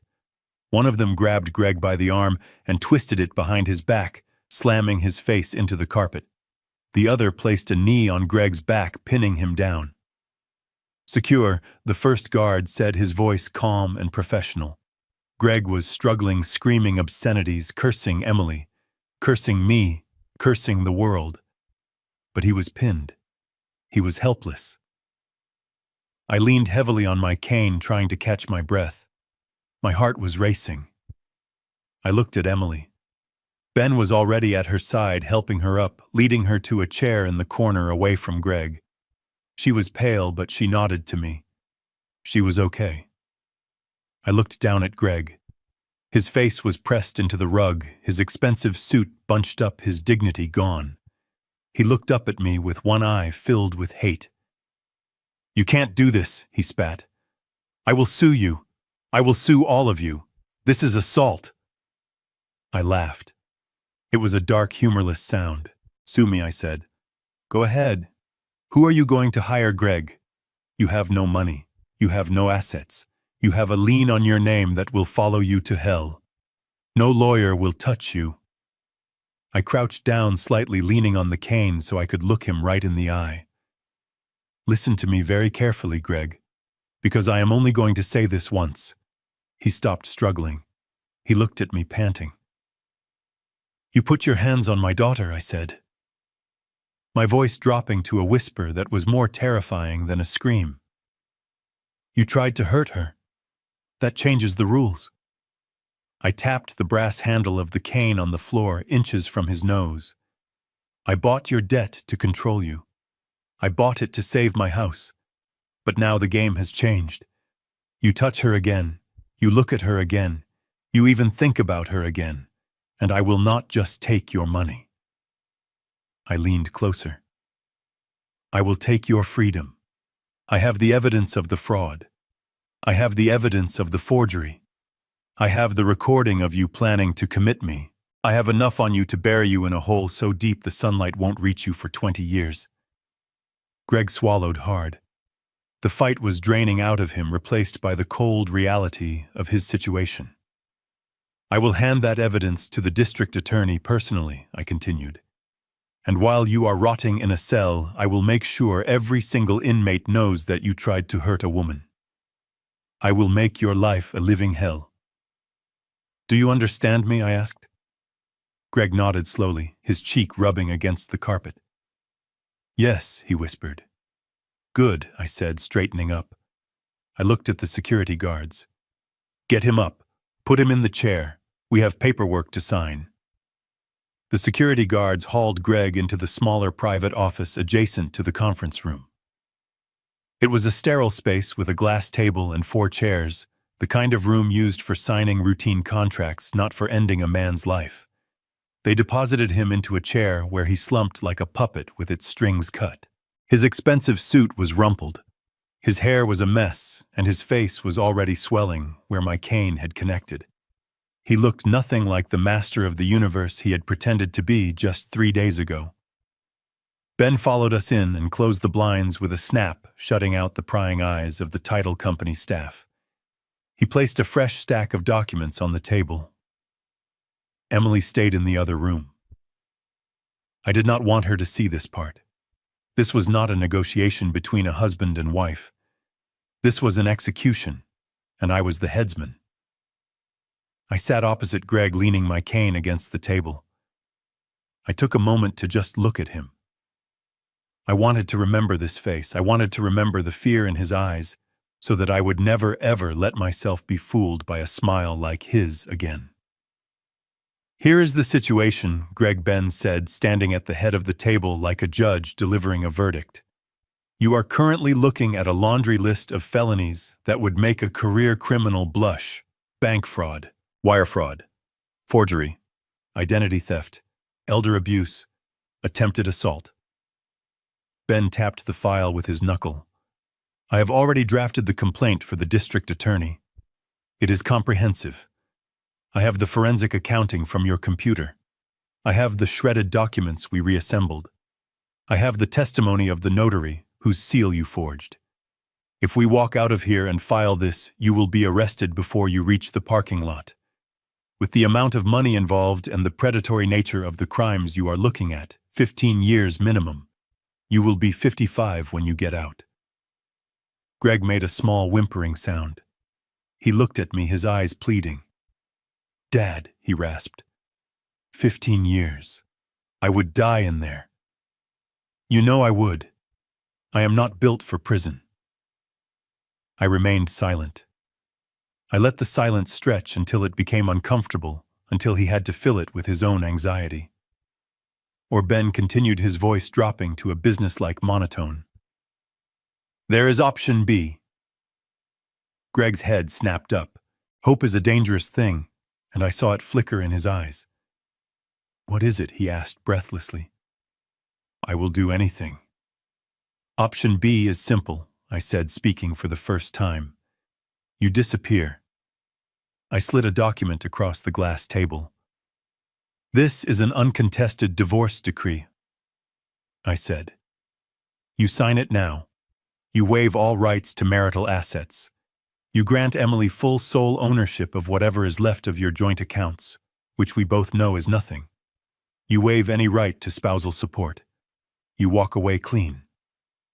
Greg reached for the paper, his hand shaking. Okay, I can do that. We can divorce. Keep reading, Ben said. Greg turned the page. You also signed this confession of judgment, Ben explained. It acknowledges the debt you owe to Harold. $2.5 million. You admit that you owe it, and you admit that you have no means to pay it. Greg looked up, confused. But you said you bought the debt. I did, I said. And now you owe me. But here's the deal, Greg. As long as you leave the state of Illinois and never return, I will defer collection. I will not garnish your wages. I will not seize your future assets. I will let the debt sit dormant. Greg's eyes widened. You want me to leave the state? I want you out of my city. I want you out of my state, and I want you out of my life. I said, my voice rising. If I ever see you again, if you ever send a text to Emily, if you ever drive past my house, I will reactivate this judgment immediately. I will freeze every bank account you open. I will take every dime you earn for the rest of your life. And then I will hand the evidence file to the police. Greg looked at the papers. It was a lifeline, but it was also a banishment. He was being exiled. But I have no money, he whispered. My accounts are empty. I sold the car. If I leave, where do I go? How do I eat? I reached into my pocket and pulled out a thick white envelope. I tossed it onto the table. It landed with a soft thud. $5,000, I said. Cash. Greg looked at the envelope. $5,000. It was an insult. It was less than he used to spend on a weekend gambling binge. It was a pittance. That is what you get, I said. It is enough for a bus ticket and a month in a cheap motel. It is a hell of a lot more than the $42 you left me with when you kicked me out. Greg stared at the envelope. His pride was warring with his survival instinct. He looked at me and I saw the old Greg the manipulator try to surface one last time. He put on his sad face, the one he used to use when he wanted me to invest in his schemes. Dad, listen, he said, his voice trembling with fake emotion. I know I messed up. I know I hurt you. But deep down, you know I love Emily. We had good times, right? Remember the Christmas party last year? Remember when we went to the lake house? I was stressed, Dad. The gambling, it is a sickness. I was not in my right mind. You can't just banish me. I am your son. He reached out, trying to touch my hand. I swear on my mother's grave, Dad, I never wanted to hurt you. I was just trying to fix things so we could all be happy. I would never actually put you in a home. I just said that to calm down the loan sharks. It was just talk. I looked at him. For a second, I almost believed him. He was good. He was so incredibly good at lying that he probably believed it himself. But then I remembered the closet. I remembered the cold, dark space between his golf clubs and his winter coats.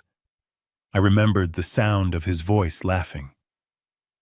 Ben, I said calmly, play the tape. Ben pulled out his laptop and hit a key. The sound was amplified, filling the small room. It was the recording from the button device I had worn. Greg's voice, loud and clear, echoed off the walls. The old man is handled. He is homeless right now, wandering the streets. But come Monday, he is gone for good. Greg flinched as if he had been slapped. He stared at the laptop, horrified. The recording continued. The doctor signed the affidavit this morning. Dementia. Advanced aggression. He is going to the state facility in Joliet. The lockup ward. Then came the part that made Greg squeeze his eyes shut. I figure the food or the stress will kill him by then anyway. It is a win-win. I signaled Ben to stop the tape. The silence that followed was heavy and suffocating. Just talk, I asked, my voice soft. Just talk, Greg. You were planning my death. You were betting on it. You were going to lock me in a cage and wait for me to rot, so you could cash a check. Greg opened his mouth, but no words came out. The recording had stripped him bare. There was no more room for lies, no more room for manipulation. He saw himself through my eyes, a monster who had tried to devour his own family. "Sign the papers, Greg," I said, "or go to prison. Those are your choices." He picked up the pen. He didn't look at me anymore. He couldn't. He signed the divorce papers. He signed the confession. He signed the agreement to leave the state. He signed away his marriage, his home, his reputation, and his future. When he finished, Ben gathered the documents and checked them, ensuring every signature was valid.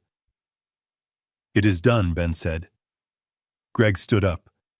He looked smaller somehow. His suit looked too big for him. He looked like a child who had been caught stealing and was waiting for the punishment. He reached for the envelope of cash.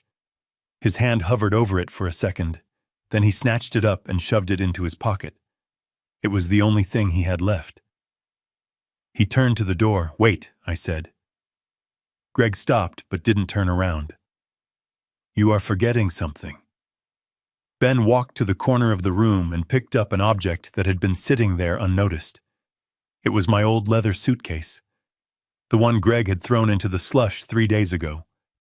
The leather was still stained with watermarks. It was scuffed and battered. I had asked Ben to bring it. I had emptied it of my clothes and Emily's money. Now it was empty. Ben held it out to Greg. "You threw this at him on Wednesday," Ben said. "It seems fitting you should take it with you." Greg looked at the suitcase. He understood the symbolism. He understood the symmetry of it. He had tried to turn me into a homeless vagrant, and now he was the one leaving with nothing but a beat-up suitcase and the clothes on his back. He took the handle. His grip was weak. "Get out of my sight, Greg," I said. He opened the door and walked out. I followed him, not because I wanted to, but because I needed to see him leave. I needed to see the end of it. We walked through the main office of the title company. The employees stopped what they were doing and watched. They saw the man who had walked in like a king, walking out like a beggar. They saw the bruise on his face, the limp in his step, the cheap suitcase in his hand. He pushed through the glass doors and stepped out onto the sidewalk. The wind caught him, blowing his hair into his eyes. He shivered. He didn't have a coat. He had left it at the house, and he was never going back there. He stood on the corner for a moment, looking left and then right. He looked lost. He looked like a man who had woken up in a nightmare. I stood in the doorway watching him. I felt a strange hollowness in my chest. This was victory, but it didn't feel like triumph. It felt like surgery, necessary, painful, and leaving a scar that would never fully heal. A taxi pulled up and Greg hesitated. He touched the pocket with the $5,000. He probably realized that a taxi ride would eat into his survival fund. He waved the taxi away. He started walking. He walked toward the bus station, the same way I had walked 3 days ago. He disappeared into the crowd of commuters, just another gray figure in a gray city. I watched until he was gone, until I was sure he wasn't coming back. Ben came up beside me. "He is gone, Hal. It is over." I nodded. "It is over." But as I turned back to go find my daughter, I knew that for Greg, the nightmare was just beginning. He had the money I gave him, and he had his freedom, but he also had a target on his back. The loan sharks I had paid off were gone, but Greg didn't know that for sure. He would spend the rest of his life looking over his shoulder, wondering if the shadow behind him was a bill collector, or a hitman, or the FBI agents I had mailed the hard drive to. I had given him $5,000, but I had taken his peace of mind, and that I decided was a punishment far worse than prison. I walked back into the warmth of the building, ready to take my daughter home. We had a lot of cleaning up to do. The drive back to Naperville felt different than any drive I had taken in 40 years. The gray sky had cleared, revealing a pale winter sun that made the snow on the lawns sparkle like diamond dust. I drove the battered Ford Taurus up the driveway, the same driveway where I had been humiliated just days before. But this time I did not feel shame. I felt a profound sense of reclamation.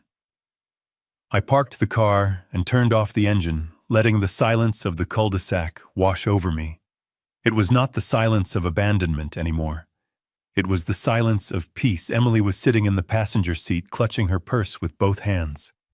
She looked exhausted, her makeup smudged and her shoulders slumped, but the tension that had defined her posture for 3 years was gone. She looked at the house, then at me, and for the first time since this nightmare began, she offered me a genuine smile. It was small and fragile, but it was there.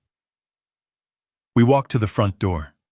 The lock was the same, but the feeling of turning the key was entirely new. I pushed the door open, and we stepped inside. The house was quiet. Greg had taken his personal items, his expensive gadgets, and his ego, but the bones of the house remained. The oak floors I had laid down myself 30 years ago gleamed in the afternoon light. The crown molding I had installed when Emily was in high school still framed the rooms with elegance. It was empty, in a way devoid of the frantic energy Greg brought to everything, but it was also full. It was full of memories that predated him, memories of Martha and Emily, and a life built on solid ground. Emily walked into the living room and sank onto the sofa. She kicked off her shoes and curled her legs under her, just like she used to do when she was a teenager watching movies on Friday nights. I sat down in my old armchair, the one Greg had tried to throw out 3 times, because it didn't match his modern aesthetic. We sat there for a long time, just listening to the house settle. Then Emily started to talk. It wasn't a sudden burst of words. It was a slow unraveling of the hell she had been living in. She told me about the nights Greg would pace the floor muttering about odds and spreads. She told me about the way he would scream at her if she bought the wrong brand of coffee, claiming she was wasting his money. She told me about the fear. "He never hit me, Dad," she whispered, staring at the fireplace. "But he punched walls. He threw vases. He made sure I knew that violence was always just one bad hand away. I stayed because I was afraid of what he would do to you if I left. He always threatened to cut off your care, to put you on the street. He used you as leverage against me." I listened, my heart breaking for my little girl. I had thought she was complicit. I had thought she was weak. But she had been a hostage negotiating for my safety every single day. "When he told me about the plan to commit you," Emily continued, her voice trembling, "I knew I had to act. I knew I couldn't wait anymore. Mom's money was the only card I had left. I had to get it to you, and I had to make him believe I hated you so he wouldn't suspect I was helping you. Throwing that bag at you was the hardest thing I've ever done. Seeing your face, seeing the hurt in your eyes, it almost killed me." I reached out and took her hand. Her fingers were cold. "You saved us, Emily," I said softly. "You played the part perfectly. You were braver than I ever could have been." We cried then. Not tears of sadness, but tears of release. We let go of the fear, the anger, and the betrayal. We washed the house clean with our grief and our relief. Later that afternoon, we sat at the kitchen table with a notepad. We had business to discuss. The financial dust was settling. I had spent $500,000 to buy the debt. We had about $200,000 left in the account, plus whatever we could salvage from selling Greg's leftover luxury items, which I intended to do immediately. $200,000 was a lot of money, but it wasn't a fortune. It was a nest egg. And I knew exactly what I wanted to do with it.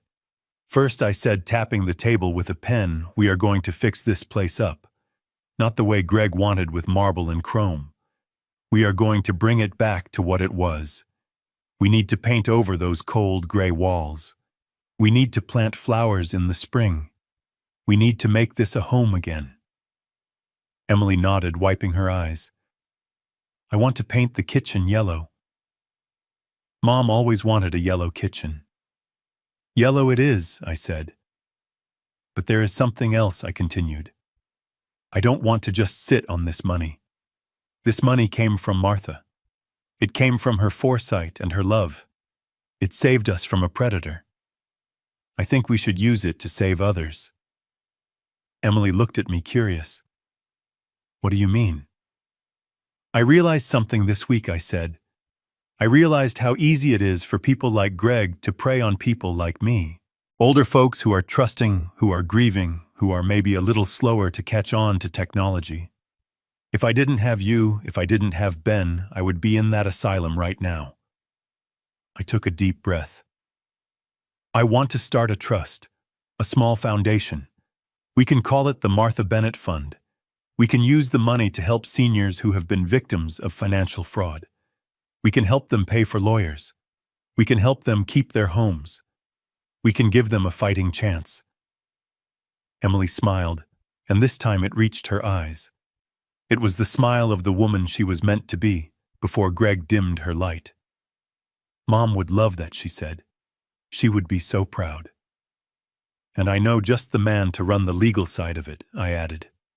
The next day, I drove back to the Shady Oaks retirement community. I found Ben in the cafeteria poking at a plate of scrambled eggs.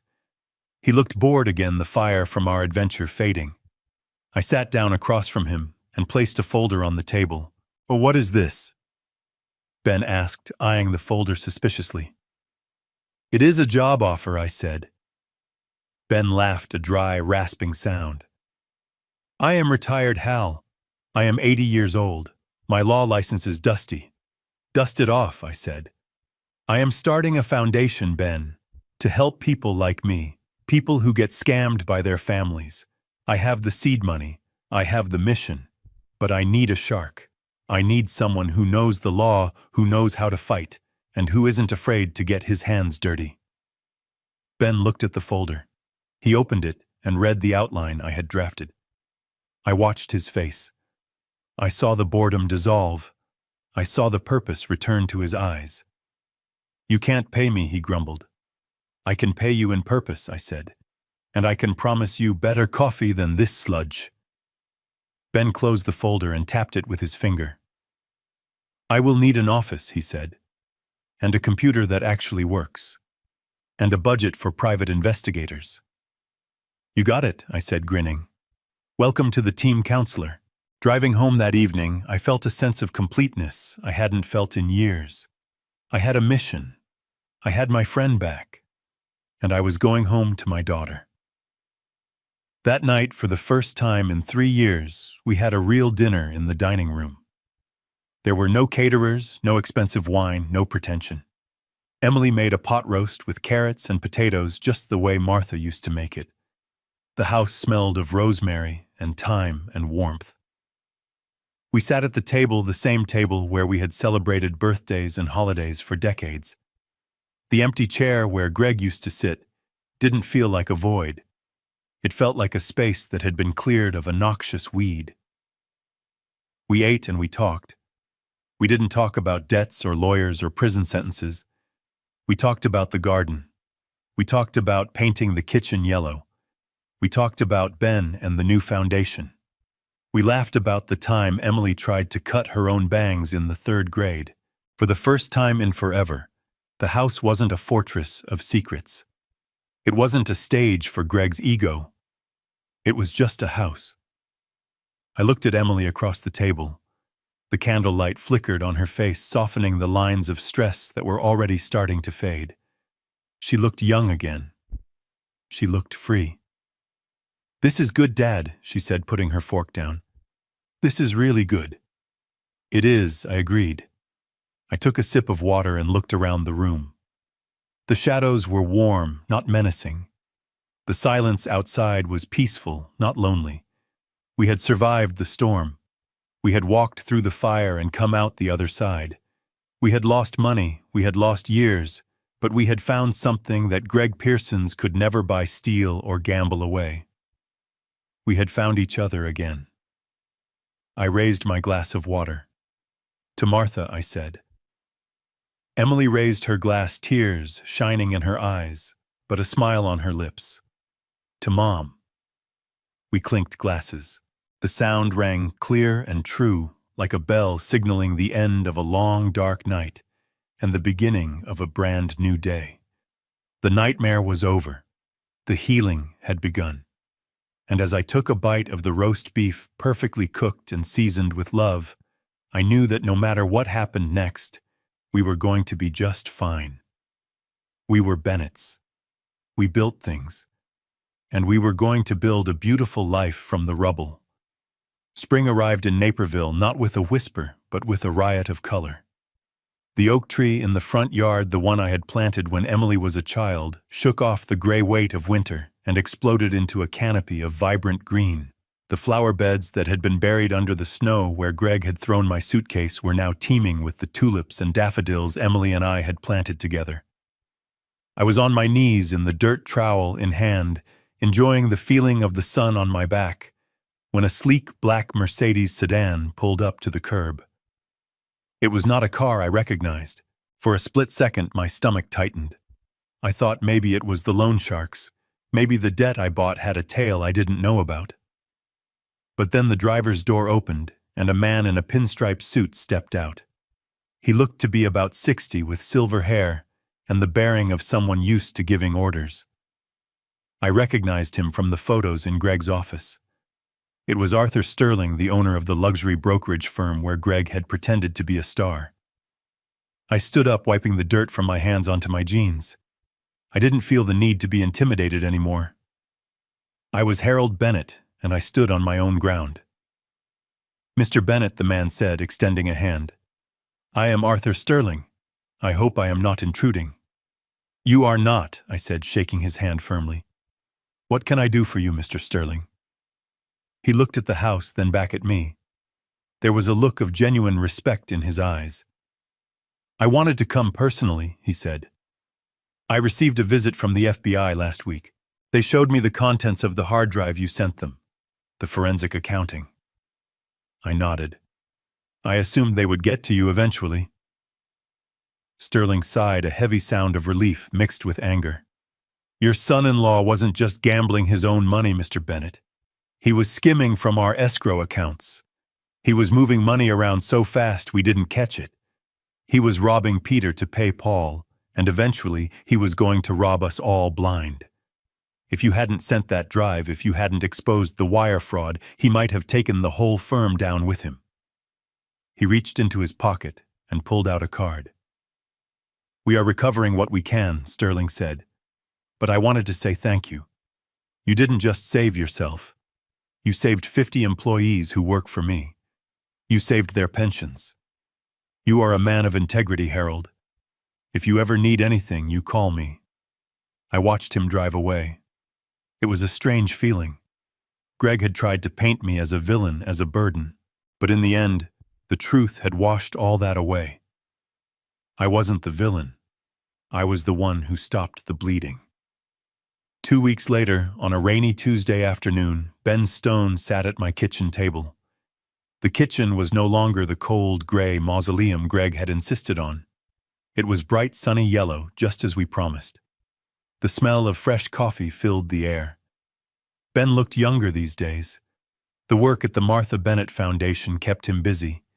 He had a purpose again, fighting for seniors who had been scammed, and he was terrifyingly good at it. But today his face was somber. He placed a tablet on the table and slid it toward me. "It is done," Hal Ben said softly.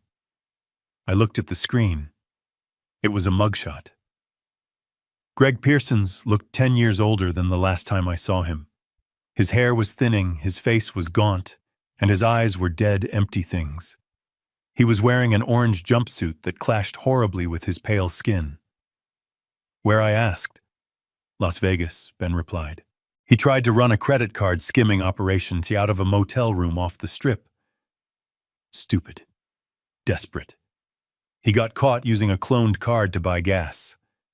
When they ran his prints, the federal warrants from Illinois popped up like fireworks." Ben took a sip of coffee. "He is being extradited back here to face the fraud charges plus the new charges in Nevada. The DA is not offering a deal, Hal. With the amount of money involved and the predatory nature of the crimes against you, he is looking at 20 years, minimum." I stared at the picture. I looked for any trace of the man who had married my daughter, the man I had welcomed into my home. There was nothing left, just a hollow shell of greed and bad choices.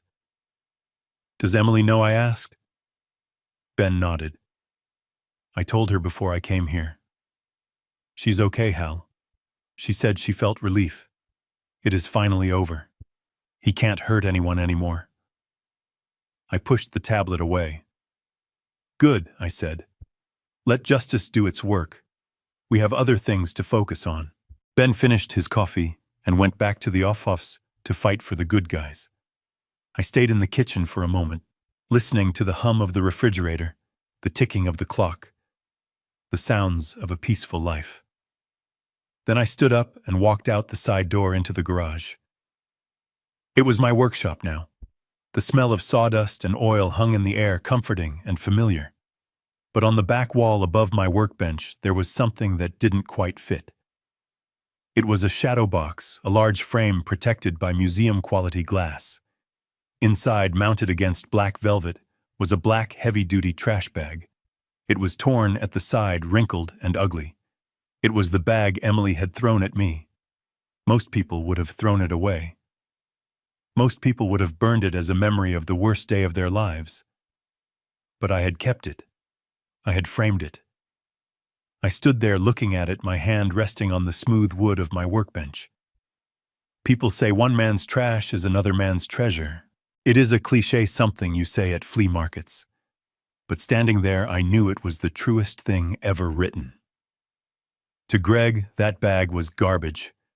It was something to be discarded, something to be kicked to the curb along with the old man he despised.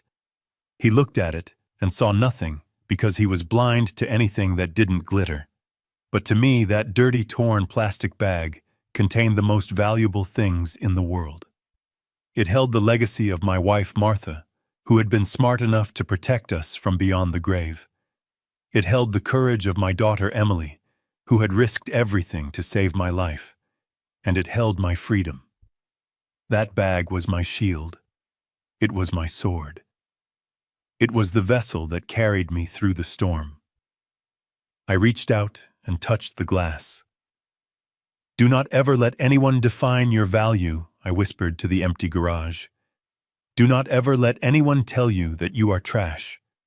Because if they do, if they treat you like garbage, you make sure of one thing.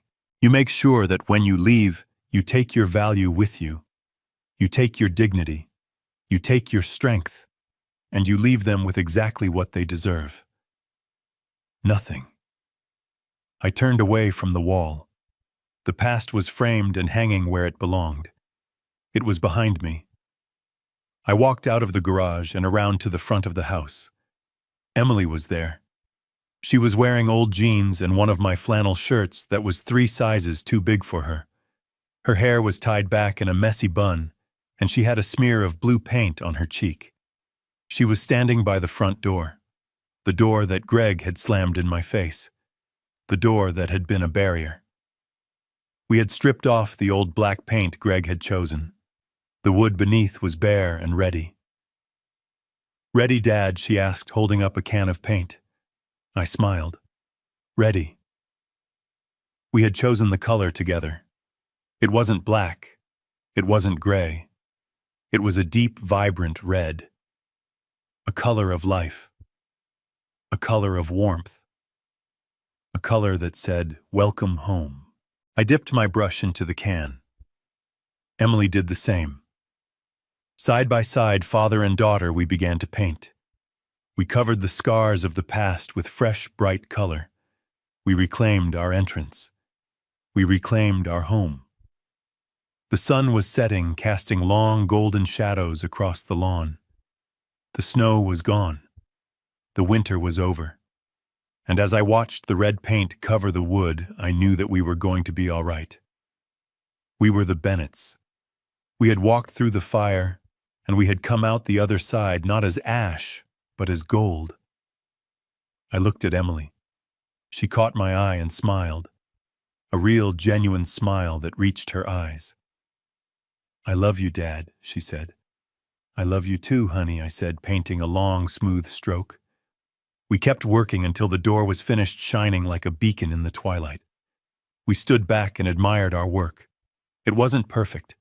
There were brush strokes and imperfections, but it was ours, and it was beautiful. And to you listening to this story, remember this: I'm not telling you a tale of victory to impress you. I'm telling you this family story because I failed first. I trusted too easily. I signed papers I didn't read. I handed responsibility to the wrong people and called it love. If you're watching Grandpa stories like this, learn from my scars, don't repeat them.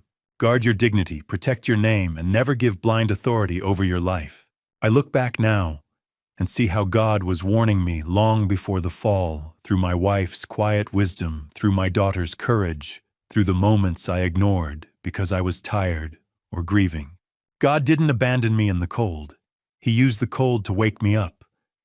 And when everything was stripped away, God showed me that faith is not comfort, it's clarity. This family story taught me that love doesn't always look gentle. Sometimes it looks like a torn trash bag thrown in public to save a life in private. If you're drawn to Grandpa stories, hear this clearly. Don't confuse kindness with weakness, and don't mistake silence for safety. Ask questions. Keep copies. Listen to the people who love you even when their warnings make you uncomfortable. I share this family story so you don't end up like me standing in the cold, wondering how everything disappeared so fast. Let these Grandpa stories remind you that wisdom often arrives late, but it's still powerful when you finally accept it. And if you're still here listening to Grandpa stories like this, it means you care about truth, accountability, and second chances. If this message meant something to you, I invite you gently to share your thoughts in the comments, pass this story to someone who might need it, and consider subscribing to walk with us through more reflections like this. Thank you sincerely for staying until the very end. One final note, upcoming stories may include dramatized elements created for educational and reflective purposes.